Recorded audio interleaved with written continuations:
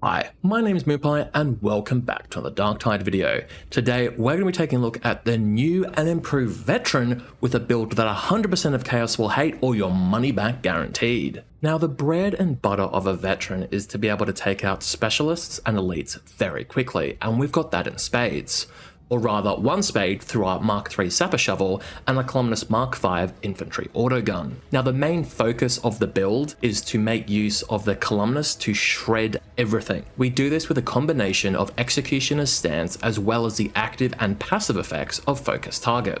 We also make great use of our melee weapon, the aforementioned Spade, to deal with hordes as well as some of the big boys. But before we take a deeper look at the weapons, let's take a look at the talent tree.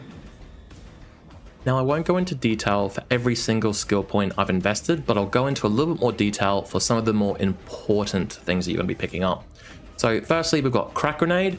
Now we're mainly going to be using the Columnus and the Shovel to be dealing with most enemies, and although the Shovel's special attack is quite good at dealing with some of the tankier enemies, the Columnus not so much. So we use the Crack Grenade to deal with your Crushers, Maulers and Bulwarks.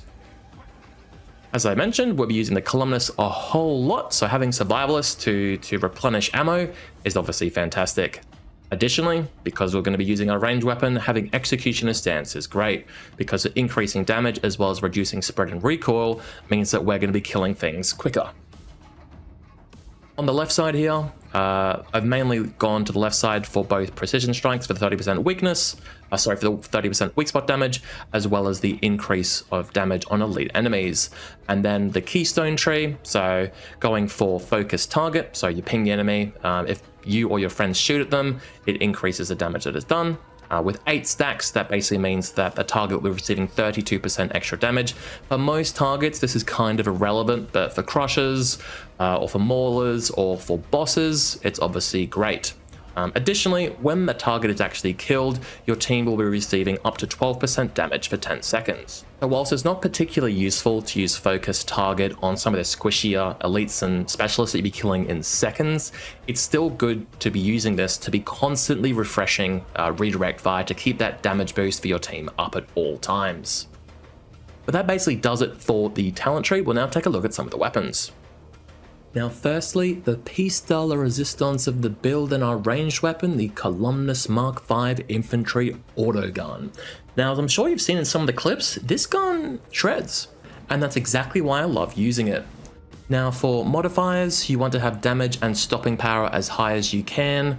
Second to that is stability and ammo, and the mobility is kind of the dump stat. For perks, you want to have an increase in damage against maniacs, and then your second perk is whatever you want, whether that's flak armored or in my case, infested enemies, which means it's great for taking out hordes. And for blessings, you want to go for Dum Dum and Fire Frenzy. Basically what these perks do is that if you're shooting things and killing things within close range, that means you're going to be doing more and more and more damage, which means more and more and more dead chaos, which means more and more and more less dead you, which is great.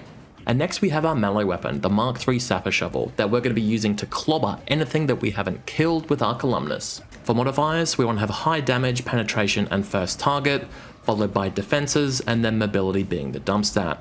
For perks, again, you want to have an increase in damage for whatever targets you'll be versing. For me, this is generally unyielding enemies and infested enemies. For blessings, you want to go Decimator and Uncanny Strike. Decimator is fantastic for hordes, where you'll just be holding M1 over and over and over and over and over again.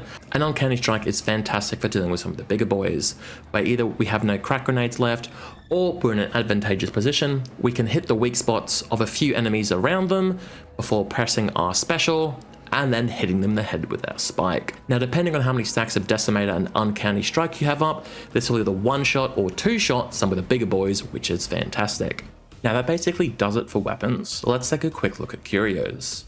Now previously I would have recommended one 17% toughness and two 21% health Curios, but now with the change to how fire works, where it doesn't instantly remove your toughness, I'd instead recommend two 17% toughness Curios and one 21% health Curio. Additionally, the modifiers on all these should generally be the same, where an absolute necessity would be a damage reduction to gunners. You can basically run whatever else you'd like to depending on the sort of playstyle you have, but I would recommend further increasing the bonuses you get to your toughness. Now with Curios out of the way, let's take a look at how you actually use this build. As you've likely already figured out, the main focus of the build is to shoot as many things as possible with our columnists. Now you'll basically run into an area, ping a special or elite enemy, and either yourself or your teammates kill it to constantly refresh that 12% damage buff that is applied to both yourself and your teammates. You'll be specifically looking out for the priority targets, which are basically all the specials and elites, and then dealing with the hordes. So again, you can either use your columnist for this, or ideally you're using your spade, because it has some pretty good light attacks for dealing with hordes of enemies.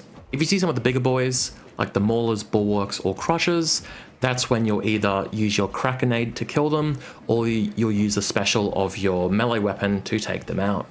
When there's a big blob of enemies, whether that's specials, elites, a horde, or a combination of all of the above, that's when you'll typically be using Executioner's Stance to bump up that damage a bit more to ensure that you kill all them before they get to you.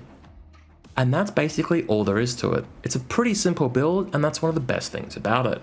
If you've enjoyed what you've watched today, feel free to leave a like or subscribe. And if you want to see more, either check out my other videos or feel free to check me out on Twitch, link is in the description. But whatever the case, I hope you have a fantastic rest of your day/night, and I'll catch you again another time. Bye.